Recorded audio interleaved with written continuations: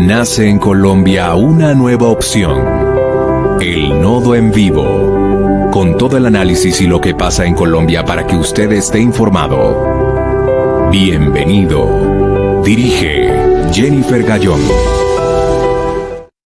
Muy buenas tardes a todas las personas que se conectan a otro programa del Nodo en Vivo, un espacio de información, de análisis, de discusión, en donde abordamos los temas que realmente nos importa a los colombianos. Y quiero saludar a mi compañera Laura Pinzón. Laura, ¿cómo estás?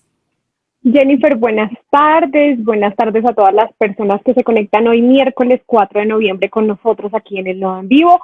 Son las 12:02 de la tarde, les damos otra vez la bienvenida.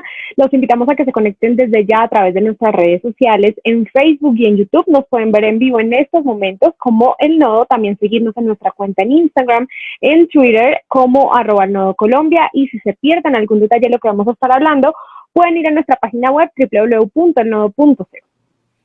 Así es, Laura, como lo comentas, nos pueden seguir desde ya en redes sociales, en YouTube, en Twitter y en nuestra página web www.elnodo.co. Y les cuento que el día de hoy, el miércoles, vamos a estar hablando quién será el próximo en ocupar la Casa Blanca, cómo influirá ello en nuestro país. Y pues no olviden seguir y comentarnos lo que piensan al respecto, el hashtag Elecciones Estados Unidos. Hoy contamos con un excelente invitado, que es el coronel Luis Villamarín Pulido, así que vamos a darle paso al coronel Luis Villamarín. Bueno, muchas gracias Jennifer, muchas gracias Laura por la invitación.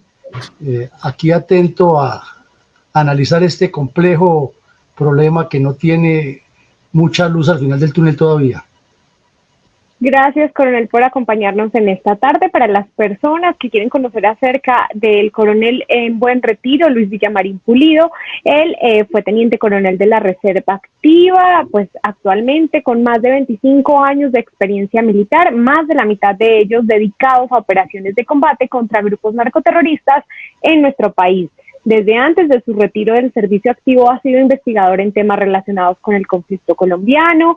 En este es una autoridad de primer orden, además de conocer sobre la geopolítica mundial y estudios especiales acerca de Medio Oriente, Asia Meridional y continente americano. Es importante resaltar que algunas de sus obras han sido traducidas a diferentes idiomas, como inglés, francés, entre otros. Además de esto, el coronel Luis Alberto Villamarín es presidente fundador del Centro de Geopolítica Colombiana y luego de la Fundación Excelencia, Liderazgo y Transformación. Es miembro de la Sociedad Bolivariana de Historia, la Academia de Historia del Huila y la Academia Colombiana de Historia Militar. Por eso es un gusto tenerlo aquí con nosotros en el Nodo en Vivo, coronel Luis Villamarín.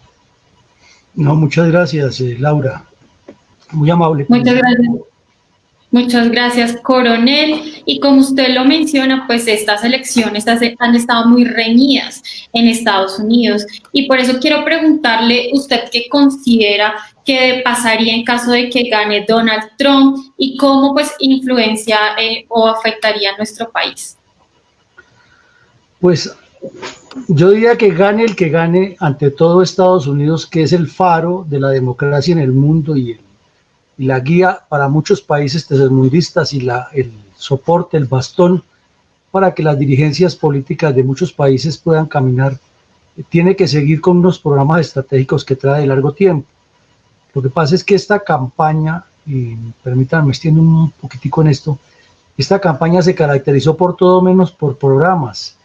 Vimos a dos personas ya bastante avanzadas de edad, dedicados a echarse pullas, ofensas, agresiones mutuas, y aquí no vale que era el uno o el otro.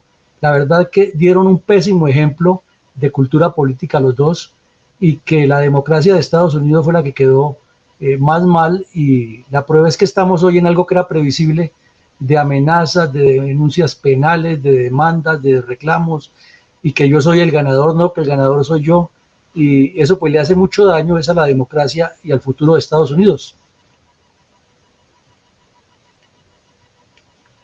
Coronel, sin duda, otra de las opciones que han tenido que recurrir los estadounidenses ha sido el voto electrónico y el voto por correo referente a pues todo lo que ha sucedido con la pandemia del COVID-19. ¿Usted considera que estas dos formas de votación son confiables? ¿Considera que hay riesgo de voto fraudulento, como lo ha denunciado Donald Trump por parte de los gobiernos estatales demócratas? Pues confiable en el mundo de los seres humanos no hay nada, porque de que haya personas hay posibilidades de que ocurran cosas complejas. Pero lo que sí es confiable, o por lo menos más serio, es lo que hemos tenido históricamente del manejo de los asuntos oficiales en Estados Unidos. No quiere decir que no ocurrió lo de Watergate con Nixon, no quiere decir que no ocurrió la trama de Clinton con la señora Lewinsky, que le dieron la vuelta, lo de la extraña enfermedad de este señor Trump, que no se sabe si realmente le dio coronavirus o no. Todo eso puede pasar en ese país, pero es un país que nos ha dado el ejemplo que por lo menos las leyes allá se cumplen y que se toman acciones. Pues posibilidades de que haya fraude con electrónico o sin electrónico, por correo o no por correo, siempre existirá esa posibilidad. Doctor y coronel Luis Villamarín, quiero preguntarle, ¿usted qué piensa, pues qué pasaría si Donald Trump, pues evidentemente, pues en algunas encuestas y en unos lugares de Estados Unidos estaría ganando, pero qué pasaría si él ganaría por un estrecho margen de votación? ¿Joe Biden tomaría la misma decisión de impugnar las elecciones ante la Corte? Claro que lo van a hacer, ambos tienen la misma intención.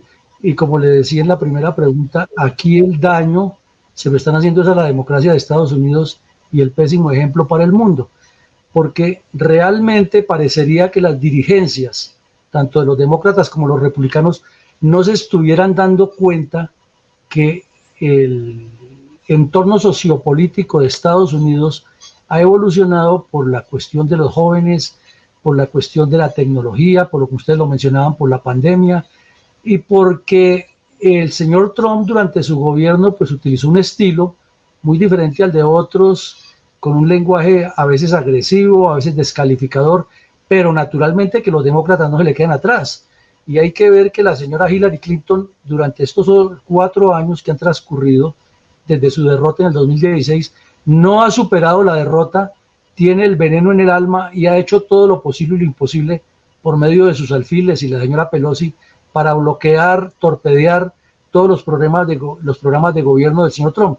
Es decir, que aquí el problema es de lado y lado, y en esencia ninguna de las dos dirigencias políticas se han dado cuenta, primero, que no deberían colocar a estos dos señores que ya no, por su edad, no están indicados para periodos de 4 y hasta 8 años en el caso del demócrata si ganara, que es la tradición en Estados Unidos. Segundo, que Estados Unidos ha dado un giro grandísimo. Esa votación de Nueva York indica, es un termómetro para ver qué ocurre en Estados Unidos y cuál es la visión de las nuevas generaciones y del mundo entero. Entonces, allí parece que falta una revisión, porque hay una evolución a fondo en la política interna de Estados Unidos y en la política externa que tienen que revisar, porque lo que hizo Obama no fue muy claro y lo que ha hecho Trump tampoco. Entonces, realmente de ese lustre que tuvo en la posguerra, de la generación de los baby boomer y todo esto, Estados Unidos en este momento tiene una crisis que amerita una revisión seria, sostenida y lejos de los apasionamientos que están de moda en este momento por la campaña electoral. Coronel, invitamos a todas las personas a que se sigan uniendo con nosotros a través del hashtag Elecciones Estados Unidos en todas nuestras redes sociales. Quiero preguntarle, coronel, si usted considera que hay una articulación entre las nuevas manifestaciones que hemos visto a través de estos meses, las vimos de nuevo anoche, bajo movimientos como el Black Lives Matter, el Antifa, con los recientes también atentados terroristas del Estado Islámico en Lyon, Francia, y en Austria, en Viena. ¿Qué considera usted que cómo van a afectar toda esta articulación de nuevas manifestaciones durante las elecciones? Es que, como decíamos, Laura, el mundo evoluciona porque la dinámica geopolítica y la dinámica política y la dinámica social del mundo siempre será cambiante. Recordemos que cuando terminó la Segunda Guerra Mundial, Estados Unidos se puso en el top y era el ejemplo, era el modelo para Estados Unidos, para el mundo entero, y apareció la generación de los baby boomers, y luego vinieron los hippies y los años 60 y el rechazo a la guerra del Vietnam, y la dirigencia no lo interpretó en este momento, al punto que Nixon, que es uno de los grandes estadistas, lo llama el síndrome del Vietnam, del que no se ha levantado todavía el país. En este momento hay una serie de complejidades que se multiplican, como usted lo menciona, con los fenómenos de terrorismo internacional, la carrera armamentística nuclear de Irán, la amenaza de Corea del Norte, la expansión geopolítica, geocomercial y geoestratégica de la China, la ambición de Rusia, este último conflicto que apareció en Nagorno-Karabaj, que tienen que tener unas incidencias grandes, la política de Trump en el Medio Oriente, de ser muy agresivo con Irán y muy permisivo con Arabia Saudita, que ha sido su socio estratégico, la visita que hizo a Israel y le dio el respaldo a Israel para ocupar la embajada en Jerusalén, son problemas muy sensibles que la opinión pública de Estados Unidos tiene que verlos más a fondo, y la misma dirigencia, y no la ligera echándose sátiras el uno con el otro, tratándose de comunista, de ladrón, de bandido, de tramposo, y ahí se fueron todo el tiempo la campaña sin llegar a conclusiones ni orientaciones concretas sobre lo que le conviene al país. Coronel, de igual forma, ¿usted qué considera que pasaría con la lucha contra el narcotráfico y el crimen transnacional que se ha adelantado pues, por Donald Trump en una eventual elección de Joe Biden? Pues si lo miramos desde la óptica de los republicanos y de los seguidores que han ideologizado en el continente y en el mundo, sería el acabose, el apocalipsis de este señor que Biden anda con Soros. Ya van a... es curioso, y le hago un paréntesis, a Soros lo ponen como el tipo que puede tumbar todos los gobiernos en Latinoamérica, que puede colocar el castrochavismo a gobernar, que es el socio de los narcotraficantes, que es el socio de las FARC, que tiene la capacidad de llevar el comunismo a Estados Unidos. Y uno mira y este tipo ni siquiera es capaz de ser alcalde del pueblo donde vive o del condado donde está, no da ni para alguacil del pueblo donde vive. Entonces nos parece que esa estrategia del miedo es desastrosa y genera desazón y genera conflictos. Yo diría que aquí el punto es que Estados Unidos tiene un problema gravísimo, que es el consumo de la droga en las calles de Nueva York, de Chicago, de Washington, de Miami, de las grandes ciudades, de Houston, donde los ve uno hasta cuando pasa por ahí en la calle vendiendo la droga así de frente, los ve a los jíbaros en la calle vendiendo la droga en esas ciudades. Entonces, nos parece que Estados Unidos debe seguir esas políticas, como lo ha hecho en diferentes gobiernos, de combatir esto y ideologizar menos la actividad y hacerla con más prontitud y efectividad. Pero también a estos países de Latinoamérica les corresponde asumir una posición mucho más proactiva y de autonomía frente a Estados Unidos, porque en el caso nuestro, nuestros embajadores que hemos tenido en Washington durante la última década no es que sean el dechado de virtudes ni que han logrado la mayoría de cosas, y la política exterior de Colombia tampoco ha sido clara. Al ritmo que se ha tratado es de, por ejemplo, en el gobierno Santos, al final hacer semejante viaje con 250 viajeros gratis para legalizar 15.000 millones de dólares que le ha dado en el Plan Colombia Estados Unidos a Colombia, y no se sabe cuánto costó ese paseo. Luego, pues ustedes ven que el embajador que ha tenido el señor Duque allá no es que sea la maravilla, y la Cancillería colombiana durante este periodo de Duque tampoco ha sido clara. Entonces nos parece que además de estar pensando que venga un caudillo, que venga un llegado del cielo como el señor Trump, o que si Biden va a hacer o no va a hacer, es cuál es la política del Estado colombiano frente a la Casa Blanca para hacer acuerdos más serios, más fuertes, y no esa actitud humillante y arrogante de Trump cuando le dijo a Duque que cuando le iba a entregar resultados, que la coca se ha multiplicado en vivo a Estados Unidos. Y Duque no tuvo la templanza y el carácter de decirle, ¿y cuándo va a evitar usted aquí que en su país sigan consumiéndola? Entonces nos parece que aquí hay fallas de lado y lado, y que no es simplemente aferrarnos a que el uno es bueno y el otro es malo, sino que es hacer negociaciones de gobierno y de Estado a Estado. Coronel, frente a todas estas soluciones y estas problemáticas bilaterales que se están presentando en torno al narcotráfico, ¿usted cómo considera que se darían las soluciones en caso de que fuera elegido Trump y en caso de que fuera elegido Biden? Pues Laura, uno quisiera que gane el que esté más alineado con los objetivos de combatir el problema, y en apariencia sería el señor Trump, pero miremos los resultados y miremos lo que ha hecho durante la última década y durante el último periodo de gobierno, y no es que quiera hacerle el elogio al señor Obama porque él cometió muchos errores, pero sí queremos resaltar que durante el gobierno de Trump, los 4 años que hay, no volvió a haber una sola operación así de categórica como la que se hizo contra Jojoy, contra Reyes, contra Cano. No la hubo en el gobierno de Trump, o sea que los delincuentes que manejan el narcotráfico están muy fuertes. Hubo mucha retórica de que Colombia no cumple, que se le multiplicaron los cultivos de coca por culpa de Santos, lo cual es cierto, pero no hubo tampoco acción del gobierno de Estados Unidos más contundente para combatir esto. Entonces, por eso insistimos que aquí lo que toca es hablar de frente con la Casa Blanca, gane el que gane, y decirle, bueno, ustedes tienen este problema, nosotros tenemos esto, vamos a trabajar de una manera diferente a esa relación amo-subalterno o a esa relación de obligatoriedad a que se haga lo que dice la Casa Blanca y no solamente lo que tenemos que hacer nosotros, porque los muertos los estamos poniendo nosotros y los enfermos por la drogadicción los están poniendo ellos. Coronel, frente al tema de Venezuela y Cuba, ¿usted qué efectos cree que generaría el hecho de que gane Joe Biden? Eventualmente, algunos han manifestado que se radicalizaría el comunismo, pero ¿qué tan cierto es esa afirmación? Pues no, el comunismo ya está radicalizado en Venezuela y en Cuba, y los gobiernos de Estados Unidos en diferentes épocas han utilizado todos los medios coercitivos y coactivos, tanto demócratas como republicanos, para atacarlos. Y de hecho, en sus discursos, siempre los comunistas de ambos países dicen que ellos que ellos rechazan la política exterior de Estados Unidos porque todos son oligarcas, imperialistas y todo ese lenguaje obsesivo que tienen. Trump utilizó para su campaña muy bien el asunto de Venezuela, pero los venezolanos están cometiendo el mismo error que cometen los cubanos, que es esperar que vaya Estados Unidos a resolver el problema. No, el problema tienen que resolverlo los venezolanos, el problema tiene que resolverlo Cuba. El apoyo de Estados Unidos se espera y ha sido efectivo o no suficiente, de acuerdo con la óptica que se mire.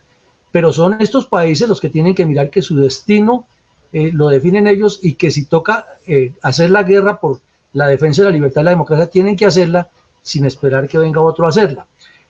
Naturalmente, que suba el que suba, si sube el señor Biden, estará esperando en la continuidad en la Casa Blanca, entonces no va a tomar ninguna acción fuerte contra Venezuela, es decir, la invasión militar que se sueña. Y el señor Trump, si gana, tampoco lo va a hacer porque su partido y sus estructuras no se lo permiten. Habrá otros tipos, otras presiones, otras medidas de atacar, pero nos parece que no nos podemos emocionar tanto pensando en una invasión de Estados Unidos, porque, vuelvo y le digo, tienen el síndrome del Vietnam, tienen conflictos en el Medio Oriente, tienen la amenaza latente de Rusia, tienen la presencia de China en estos escenarios, y seguramente el trabajo diplomático y la guerra psicológica y la guerra política en la cual la Casa Blanca y el Pentágono son expertos, primarán sobre eso, y a los venezolanos y a los cubanos les tocará seguir pensando en que tienen que tomar sus decisiones propias y no que otro les resuelva el problema. Coronel, ¿qué opina, hablando de todo este tema de Cuba, frente a la carta abierta que le hizo José Daniel Ferrer a Joe Biden, expresándole que las medidas que él tomaría frente a la permisividad que tendría con Cuba no empoderarían al pueblo cubano, sino que alargarían el sufrimiento al darle todos los beneficios que quiere retomar Biden después de que Trump cerró estas relaciones cubanas? ¿Cómo cree usted que podría afectar no solamente esto a Cuba, sino también a Estados Unidos y por ende a toda la ideología que allí se promulga? Pues Laura, es que aquí hay dos escenarios siempre en la política y en la relación de un país débil o entre comillas pequeño frente a una potencia como Estados Unidos, y hay que ver cuáles son los intereses de cada quien. Si el señor Biden sube a la presidencia, su equipo, su staff, le va a recomendar que para aliviar las tensiones que hay con muchos países de Latinoamérica, lo mejor es que también alivie la presión contra Cuba y que probablemente reinicie esas conversaciones que hizo Obama y hasta es capaz de visitar la isla, porque ese es el estilo de los demócratas. Pero de ahí a que se les ceda en todo lo que ellos quieren, difícil. Y respecto a la carta del señor Ferrer, pues él desde su posición también está buscando una figuración y está buscando en cierta medida una crítica, y hace parte de las campañas políticas.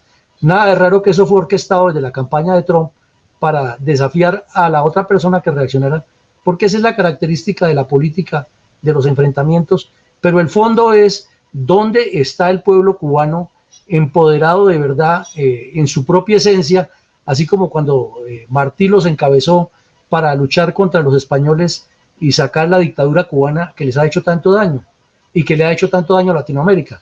O sea que son puntos de reflexión al respecto. Coronel, a nivel político, ¿cómo afectaría el hecho o la eventual impugnación de las elecciones si en dado caso gana Biden? Es decir, ¿cómo se posicionaría el presidente y qué efectos generaría a nivel internacional? Pues es que los efectos nacionales e internacionales para Estados Unidos serían, y como en este momento están siendo desastrosos porque va a haber ingobernabilidad.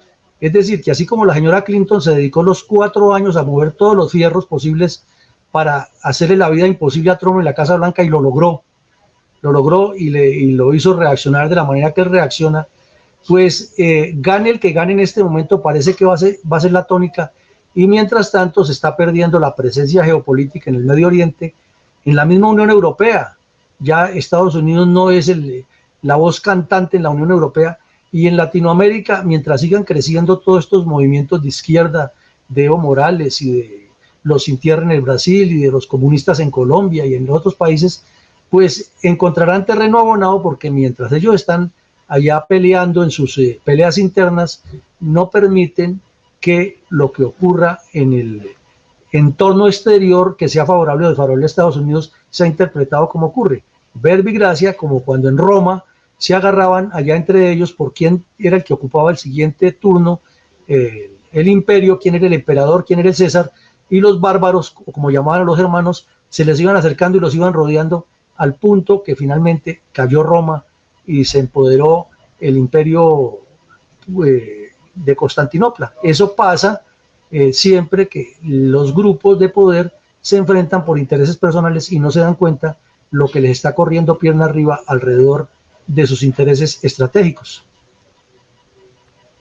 Coronel, en su más reciente artículo publicado en su portal web, llamado 3 de noviembre, elecciones en Estados Unidos, fin de la estrategia del miedo, resalto algo para hacerle una pregunta acerca de los medios de comunicación y el papel que han venido desempeñando en estas elecciones. Usted menciona, mientras los estrategas publicitarios de Joe Biden dicen que Trump es irresponsable con la salud, la atención médica en general, enemigo declarado de los hispanos, servil de los rusos, entre otras características que usted describe, ¿considera usted que no solamente los estrategas publicitarios del equipo de Biden, sino también los medios de comunicación han ayudado a crear esta imagen de un candidato como lo es Donald Trump, de una persona malvada o incluso inservible? No, claro, Laura, es que como hablábamos ahora fuera del micrófono, uno sintoniza las emisoras o los canales de televisión o lee los medios de comunicación de Estados Unidos, y allá parece que los medios no tuvieran la capacidad de síntesis y análisis, sino que estuvieran en campaña política. Anoche, no sé si ustedes vieron en CNN al periodista colombiano Juan Carlos López, que parecía gritando de emoción cada vez que daban un dato de la victoria de Biden. Es decir, que CNN parecería en este momento estar en campaña política a favor de Trump, igual que el New York Times, y no a favor de Biden, corrijo, y no en un análisis de lo que está ocurriendo. Y eso ha sido como complemento a ese carnaval de sátiras y de ofensas que ha habido en la parte final de la campaña. Entonces, la verdad que la prensa de Estados Unidos ha sido inferior al análisis, ha sido parcializada y ha estado en campaña política. ¿Cuáles serían las banderas que defendería eventualmente en el caso de que quedara Joe Biden? ¿Y cuáles serían los cambios sustanciales que Trump ha promovido en campaña? Pues esa pregunta es como para un libro, Jennifer. Resulta que en el orden interno hay unos problemas complicadísimos allá en Estados Unidos con los cuales ellos ganan mucho, y es, por ejemplo, el tema de la salud. El Obamacare tuvo mucha aceptación, sobre todo en los que allá viven del welfare, de las estampillas, de las donaciones que viven del Estado, de los que trabajan y pagan una carga impositiva alta, porque seguramente los que conocen Estados Unidos saben que el descuento es alto por la derecha en el cheque, como dicen allá, cuando llegue el cheque de una vez, antes de pagar los biles, que dicen también allá, ya tienen que tener en cuenta que el 30-35% se lo retienen.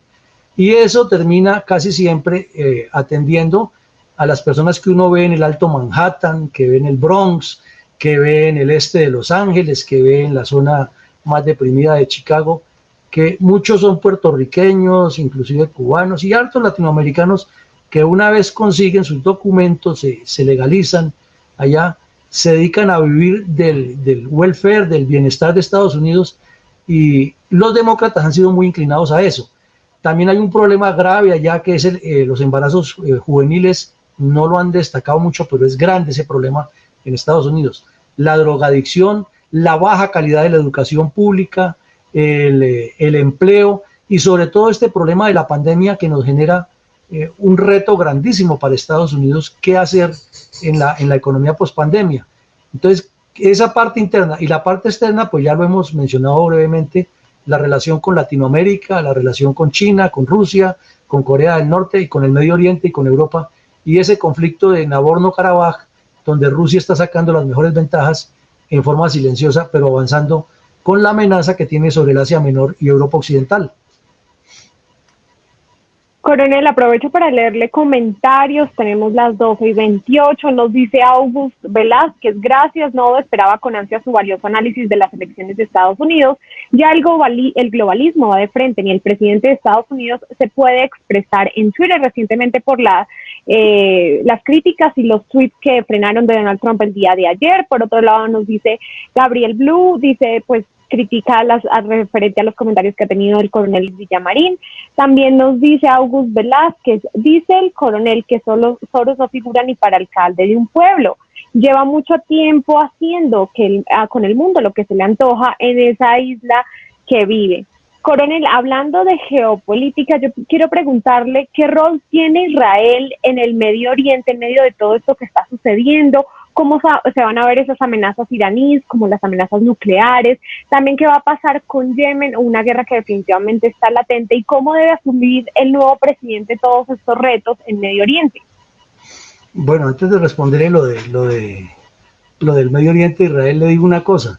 Así como los republicanos mueven toda esa propaganda de la estrategia del miedo contra el señor Soros, que es el terror del mundo, como decimos en términos coloquiales en Colombia, el coco que nos va a morder. Ellos están muy bien correspondidos por los demócratas, que los atacan mucho con el famoso club de Bilderberg. Entonces, eso no es la pena que nos valdría aquí a Colombia, sino mirar las cosas más holísticamente y geopolíticamente. Respecto a Israel, Israel es la joya de la corona del Medio Oriente para los países occidentales. Es la cuna de la cultura judeocristiana, es el país que más tecnología en el mundo, es el país que está rodeado de 450 millones de musulmanes, casi todos árabes, que muchos quisieran verlo desaparecido. Es el objetivo número uno de la teocracia iraní para desaparecerlo del planeta. Es el centro de atención de los musulmanes extremistas y además es el centro de las religiones y de los credos occidentales. Entonces, Israel constituye un punto de control y de equilibrio para los mismos problemas que tienen entre ellos, entre chiitas y sunitas. Es el que ha podido mantener un equilibrio, evitando que haya inclusive una guerra entre Irán y el arco chiita contra Arabia Saudita y su séquito. Pero además, como tiene grandes inversiones en Estados Unidos, porque si ustedes caminan por Manhattan y miran, por ejemplo, los parqueaderos de Icon, que son muy famosos allá, donde trabaja mucho colombiano en los parqueaderos, colocando carros cada vez que las personas llegan a dejarlos. Esos parqueaderos son todos de los judíos, y las empresas grandes y las grandes inversiones en la banca y en Wall Street. Entonces, para Estados Unidos, la relación con Israel es supremamente sensible, y gane el que gane, tenga la política que tenga, pensando en una sola cosa, en los dos estados. El problema son los dos estados, Israel y Palestina. Y en Israel pues están las dos líneas, la conservadora o ultraconservadora, que no quiere que haya dos estados, y la más moderada, que inclusive ha causado muertos allá entre ellos, Y todo eso pues va a repercutir en las decisiones internacionales que tome, sea Biden o sea Trump, pero que no las pueden hacer a la topa tolonga, sino que tiene que ser de acuerdo a una visión estratégica. Coronel, respecto a Asia, ¿cómo cree que cambiaría la política exterior de Estados Unidos en el caso de que llegara Joe Biden? Frente a Hacia Asia me dice, no, pues es que el Asia hay que mirarlo por sus regiones, ¿no? Una cosa es la geopolítica del Cáucaso, otra es la del Asia Menor, otra es la del Asia Meridional, otra la del Asia Central, otra la del Asia Septentrional, otra la del Asia Suroriental, porque hay diferentes problemas y hay diferentes antecedentes de la cercanía de Estados Unidos y de Europa con esas regiones. En el caso específico del terrorismo, que es lo que más preocupa, pues el señor Biden, si gana, tendría un reto muy difícil, es cómo poner en cintura a Pakistán, que es el matón del barrio y es el que sirve con su poderoso servicio de inteligencia para promover el terrorismo en el mundo. Y lo mismo, darle un cierre a algo que inició Trump muy hábilmente, que es el proceso de paz entre los talibán y el nuevo gobierno de Estados Unidos y el gobierno transitorio de Afganistán, sabiendo que se corre el riesgo de que la guerra se reinicie allá. Y si nos corremos más hacia el occidente, ya con el Medio Oriente, sea quien gane, tiene una papa muy caliente con el crecimiento nuclear de Irán, que es una realidad, la amenaza latente que hay sobre Arabia Saudita, la presión que hay sobre los reinos sauditas para que actúen en la guerra de Yemen y en la guerra de Libia, donde Irán quiere meter la mano, le está metiendo, el problema de Siria que nunca se resolvió y que Trump optó por seguir la misma línea de Obama de no meterse allí, y está de por medio el pueblo kurdo, el problema de Turquía, que en este momento está alebrestando la guerra entre armenios y azeríes en Nagorno-Karabaj, y la presencia de Rusia, que es a la vez Asia y Europa. O sea que si miramos esto con profundidad, no es solamente echarle la culpa a Soros, sino mirar que aquí hay cosas mucho más grandes, hay intereses estratégicos de Estados Unidos y del mundo en los cuales hay que poner primero atención antes de. Y le cierro diciendo que aunque no es del continente asiático, Australia también es un punto clave porque Corea del Norte tiene en la mira a Japón y Australia. Entonces hay que mirar mucho más amplio el espectro y no enfocarnos simplemente en esa pasión que se desató en esta campaña electoral. Coronel, sabemos que Donald Trump realizó el llamado acuerdo del siglo para israelíes y palestinos, lo que significó un aumento del autoritarismo en estos lugares. ¿Usted considera que si gana Joe Biden, esto podría disminuir y afectar de otra manera a este lugar en Medio Oriente? Pues Laura, dicen desafortunadamente los politólogos especialistas que el problema entre israelitas y palestinos no lleva sino 2000 años y tiene la prospección para otros 2000. Es casi imposible que se pueda lograr un acuerdo porque si lo miramos geográficamente, usted mira la franja de Gaza al occidente de Israel limitando con Egipto, que es un espacio para que tenga todo el flujo del terrorismo y la complicidad de autoridades egipcias que las ha habido toda la vida, y la salida que tiene hacia abajo al Golfo de Aqaba. Entonces ya al llegar al Golfo de Aqaba se encuentra con Jordania y se encuentra con Arabia Saudita y ya entra, inclusive puede bajar hasta el Cuerno del África. Si usted mira al oriente, esa franja fue ocupada por Israel en la guerra del 67, lo que llama el West Bank, eso era de Jordania, y Jordania lo perdió en la guerra del 67 y quedó ocupada por Israel, y allí hay una presión muy grande de los palestinos para hacer Estado, pero resulta que esos palestinos de Cisjordania no tienen muy buenas relaciones con los palestinos de la Franja de Gaza, entonces ya entre ellos hay un problema que es casi insoluble. Segundo, la ubicación geográfica, quedaría un país o un Estado separado por todo el centro, que es lo que va hacia el norte de Israel, que no permitiría una comunicación directa y habría que crear unos corredores especiales, lo cual es improbable por el tema del terrorismo. Pero además, la teoría de Benjamín Netanyahu es que si en este momento se le diera a los palestinos el estatus de Estado, inmediatamente se llenaría de yihadistas. Y los yihadistas, tanto sunitas de Al-Qaeda e ISIS, como los yihadistas de chiitas de Hezbollah, tienen mucho acceso a esta zona, más los grupos internos palestinos que son bastante radicales. O sea que esto no es un punto tan sencillo y es muy difícil, y no es como fue Juan Manuel Santos a decirle allá a Jerusalén que yo tengo la llave, la fórmula mágica para que ustedes hagan la paz entre israelitas y palestinos. Eso va para largo. Coronel, respecto al papel que juega Estados Unidos, ¿usted cree que se debería reconfigurar esa posición hemisférica, teniendo en cuenta que Donald Trump durante todo su mandato siempre utilizó la consigna American First, en donde proclamaba que primero estaba Estados Unidos antes que cualquier rol de potencia mundial?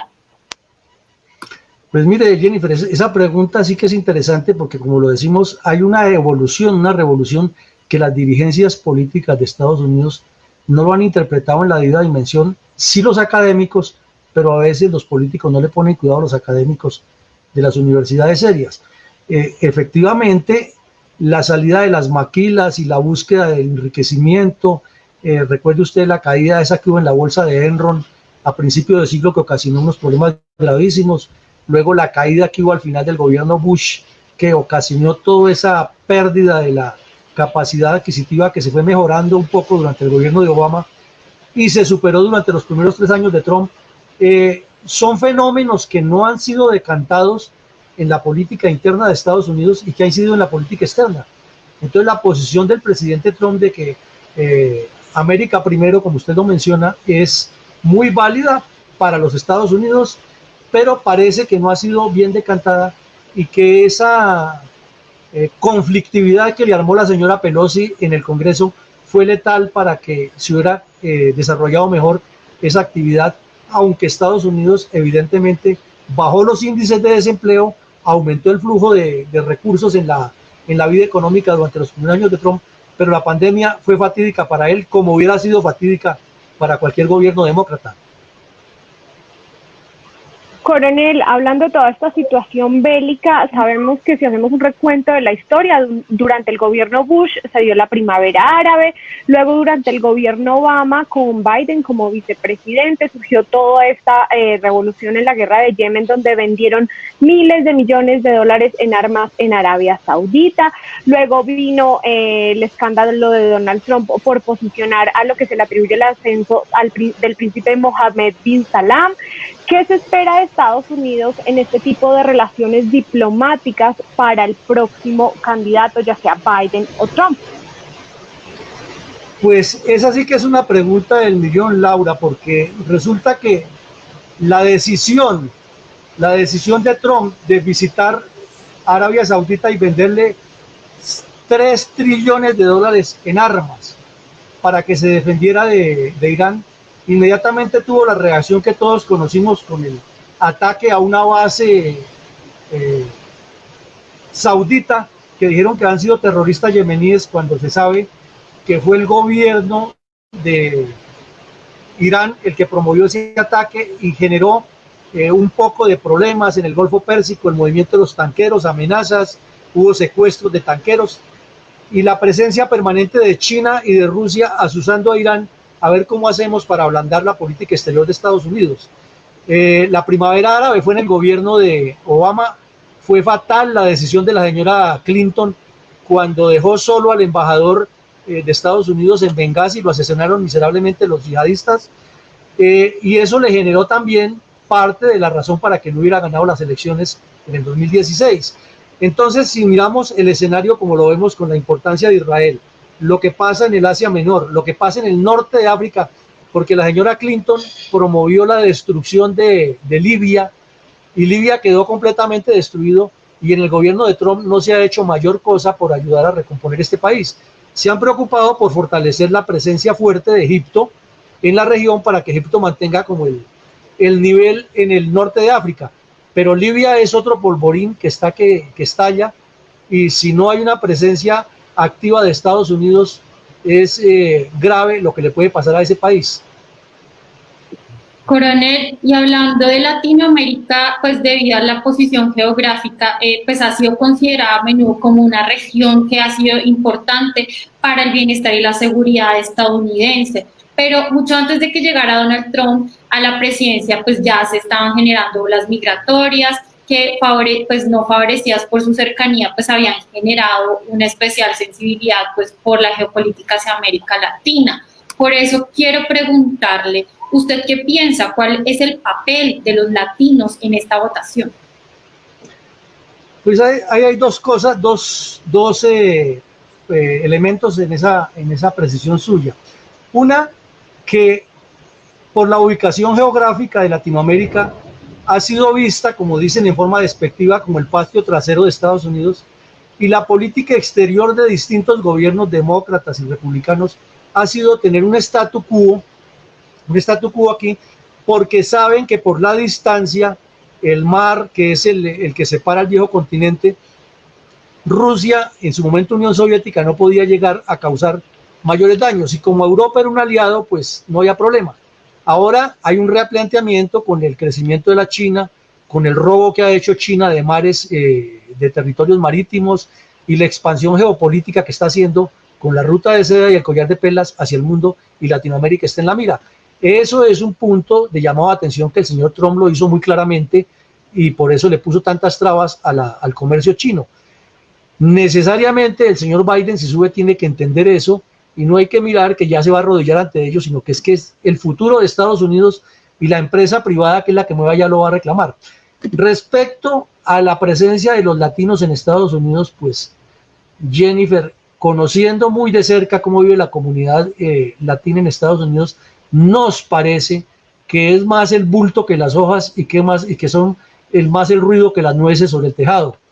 Sí es cierto que hay una gran cantidad de latinos allá, pero hay muchos que no se han legitimado, no se han legalizado.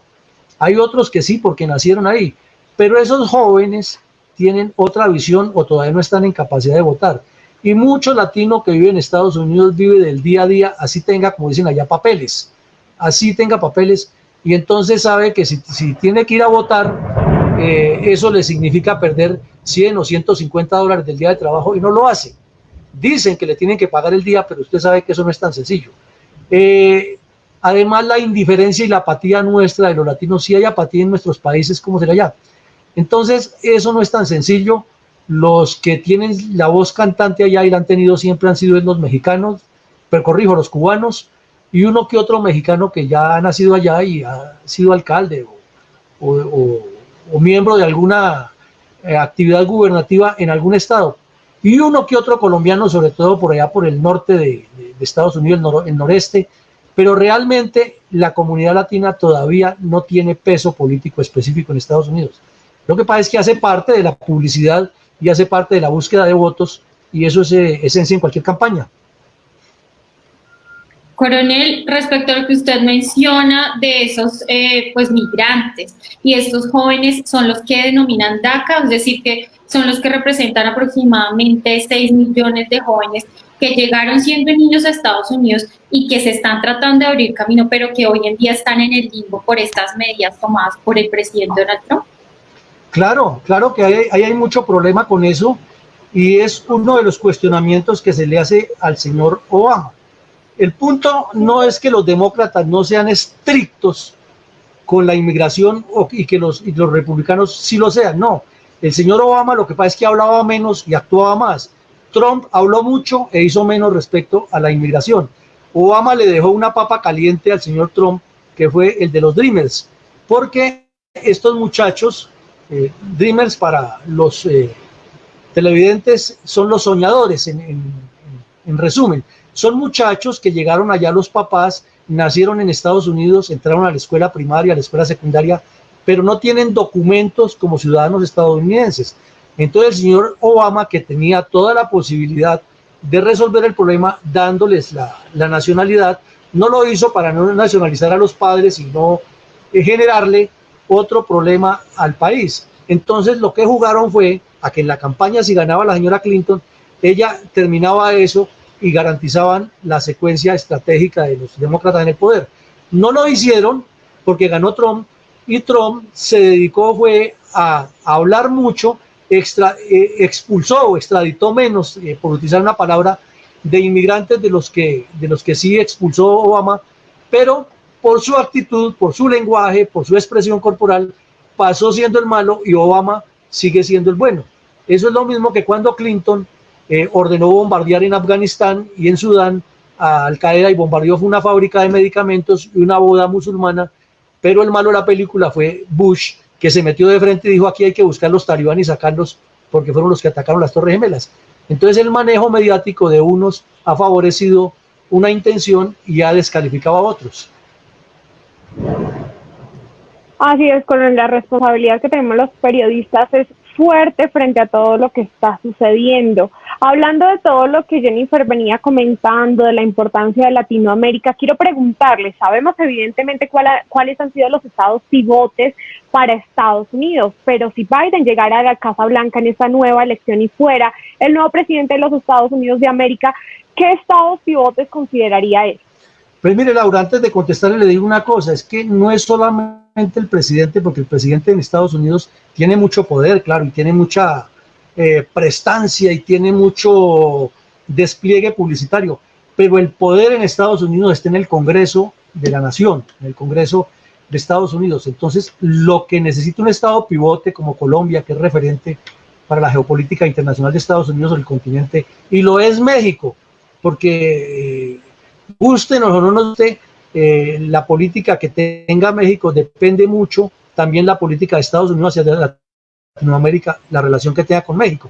Y otros países en Sudamérica, Brasil también es un pivote. Entonces, lo que se esperaría es que el Congreso esté alineado con las políticas antidrogas, con las políticas antiterrorismo, pero sobre todo, Laura, sobre todo, lo insisto, que nuestros embajadores y nuestros cónsules no van allá a conjugar el verbo estar, sino que lleven proyectos de Estado y que la Cancillería colombiana produzca algo más que ser el equipo de difusión periodística del presidente de turno. Coronel, ya frente al tema de los organismos internacionales, Donald Trump ha sido muy crítico de la presencia de Estados Unidos en dichos organismos e incluso pues ha llamado la atención por retirarse de muchos acuerdos, del Acuerdo de París, también ha dicho en varias ocasiones que del Acuerdo del Atlántico Norte y otros fundamentales. ¿Usted considera que eso debería replantearse o debería seguir con ese retiro de las organizaciones? Pues mire, es que Trump tiene un sentimiento nacionalista y tiene una actitud bastante de superioridad frente al resto del mundo, y entonces, como él es negociante, él es empresario, él es comerciante, él siempre mire cifras y resultados. Entonces, él evidencia, por decir algo, en la OTAN, que usted la mencionó, Estados Unidos estaba aportando la mayor cantidad, si no estoy mal, era el 70-75% del funcionamiento de la OTAN. Entonces fue y le dijo a la señora Angela Merkel, le dijo: es que usted no puede seguir enriqueciendo su país y Estados Unidos manteniéndola. En ese aspecto tiene razón, que él hace parte de, pero que los demás pongan más. A la Organización Mundial de la Salud les dijo lo mismo y se retiró. Ahora se anuncia el retiro de la cuestión de París, porque no hay una participación igualitaria de los otros. Pero Estados Unidos, al fin y al cabo, es el papá del mundo, es el policía del mundo, el tercer mundo depende de él. Si hay una tragedia en Somalia, allá llegan los Estados Unidos con comida, con salud, con ayuda comunitaria. Si ocurre en Colombia igual, si ocurre en México igual, si ocurre en Sri Lanka igual, si ocurre en Afganistán igual. Es decir, que Estados Unidos no se puede sustraer, esté quien esté en la Casa Blanca en eso, y obviamente gane quien gane, inclusive el señor Trump tiene que replantear esa actitud, porque esa no le ayuda ni le conviene a la política exterior de Estados Unidos, ni al posicionamiento de sus empresas, ni a la relación de seguridad. Es decir, que esto es más profundo de ese calenturiento afán que nos da de echarle la culpa a uno u otro. Coronel, los problemas de migración a lo largo del mundo generan los estados problemáticas como inseguridad, afectación del PIB, problemas en el sistema de salud, entre otros. Bajo esto, ¿estaría usted de acuerdo con el lema de America for Americans? ¿O qué solución le ve usted a las fronteras para solucionar estas problemáticas de las personas que no son ciudadanas de una nación y que en una parte llegan a afectar la misma? Pues es que mientras haya los problemas tercermundistas de la pobreza, de la falta de inversión y la maldita corrupción que hay en todos los países, especialmente del tercer mundo, pues esos fenómenos de los flujos migratorios seguirán sucediendo en Estados Unidos y en Europa, que son los países que más reciben migrantes ilegales y tienen que asimilarlos. Pero también hay que hacer otro tipo de convenios de acuerdo con estos países para hacer transferencias de tecnologías, para buscar el empleo, para buscar la educación, para empoderar la democracia, que pues ese es como el sueño de Estados Unidos en esos países, para que las gobernanzas existan y haya gobernabilidad, pero responsabilidad social y política de los presidentes y de los gobiernos, porque mientras ellos sigan en ese esquema de corrupción y de involución y de regresión económica, pues las personas, el ser humano por naturaleza es nómada, busca su bienestar y no le importa la nacionalidad. Y es comprensible porque tanto derecho tiene a vivir dignamente un niño que nace en Mozambique como el niño que nace en la mejor clínica de Manhattan en Estados Unidos. Es elemental esa razón de ser. Coronel, hay un lema que dicen que cuando Estados Unidos estornuda, todo el planeta pesca un resfriado. ¿Usted qué características puntuales considera que pueden afectar estas elecciones a Colombia y a Latinoamérica? Pues mucho la afectan porque inmediatamente ese estornudo sacude las bolsas, sacude los precios de los hidrocarburos, sacude las inversiones, afecta las relaciones de comercio internacional, afecta las relaciones diplomáticas, afecta la educación en el continente, y con esa propaganda que hacen ambos partidos de ambos lados, multiplica la polarización. Y entonces, por ejemplo, los comunistas de estas regiones o los progresistas como el señor Petro se encargan de meterle más veneno a la juventud y de instigar el odio contra el imperialismo yanqui, los enemigos. Y en el caso de nuestro vecino, que es bien belicoso y beligerante, pues le da más herramientas para armar más odios y más prevenciones contra Colombia. Entonces, ese estornudo así por encima nos afecta en todos esos campos, que son todos los de la vida política nacional e internacional y la proyección geopolítica. Coronel, tenemos las 12:54. Gracias a todas las personas que están conectadas con nosotros. Muchos comentarios, mucha audiencia en este momento. Y le extiendo una pregunta que nos hace a través de YouTube Andrés. Y le dice, Coronel, ¿qué es mejor para Colombia, la postura del globalismo o el nacionalismo del gobierno de Estados Unidos? Lo mejor para Colombia es que construyamos un proyecto de Estado y de desarrollo, y que miremos que los colombianos tenemos que entrar dentro de la órbita del desarrollo mundial, de promover la libre empresa, de promover la investigación científica, de promover nuestra defensa nacional, de prever que si no construimos el futuro de la costa atlántica, de los mares, de la costa pacífica y toda su diversidad ecológica, y lo de las selvas de la Orinoquía y la Amazonía, nos las van a quitar. Entonces, antes de ponernos en discusiones semánticas aquí de que si Soros es globalista y Trump es nacionalista, miremos cómo nos articulamos nosotros para negociar siempre de Estado a Estado, no de subalternos ni de lo que nos digan desde el exterior, porque ese ha sido el problema de Latinoamérica, siempre ser el reflejo de lo que ocurre en otros lados, sin tener una visión clara de Estado y prospección geopolítica orientada hacia ser naciones respetadas y con respeto.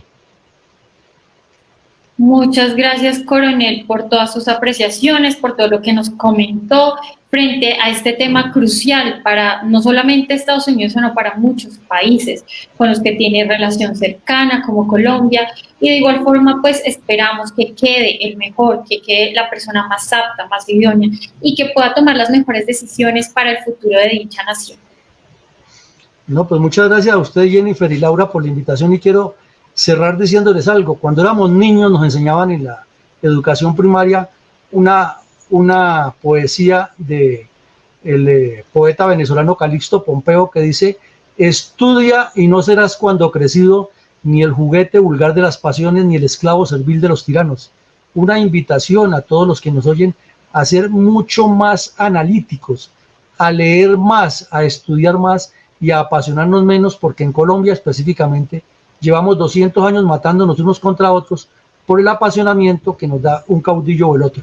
Muchas gracias. Coronel, antes de despedirlo, por supuesto, como lo dijo Jennifer, agradecerle en nombre de todo el equipo del Nodo por habernos acompañado aquí después de tanto tiempo. Es un gusto tenerlo nuevo con nosotros, extenderle, por supuesto, la invitación a que nos ayude a analizar este y otros temas. Usted, como experto del Medio Oriente, de Asia, será un gusto volverlo a tener aquí. Pero antes quiero preguntarle cómo lo pueden encontrar las personas en redes sociales y cómo pueden encontrar su página web donde sube artículos, sus libros, las novedades que usted tiene. Muchas gracias, Laura. Sí, tengo la página web www.luisvillamarin.com. Ahí está toda la información de las actividades académicas que hacemos. Pues el Twitter es @villamarinluis, muy fácil. Y en Facebook tengo mi muro ahí donde las personas interactúan. Lo único que yo sí le pido siempre a las personas que interactúan es el respeto y el análisis. Porque hay personas que se dedican a agredir, a ofender, a decir cosas ridículas o a buscar problemas donde no los hay, sino que entre todos construyamos siempre ideología, democracia y pensando en Colombia. Así es, doctor, y pues coronel, ha sido un gusto tenerlo pues con nosotros en el Nodo en Vivo.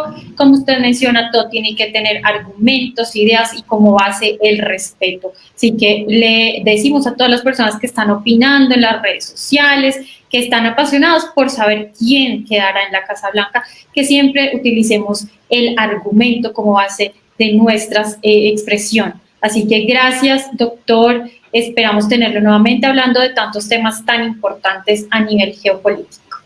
No, con mucho gusto, Jennifer. Muy amable. Un abrazo fuerte, coronel. Muchas gracias, Laura, también. Que esté muy bien, coronel. Feliz tarde. Dios lo bendiga. Amén, igualmente. Gracias.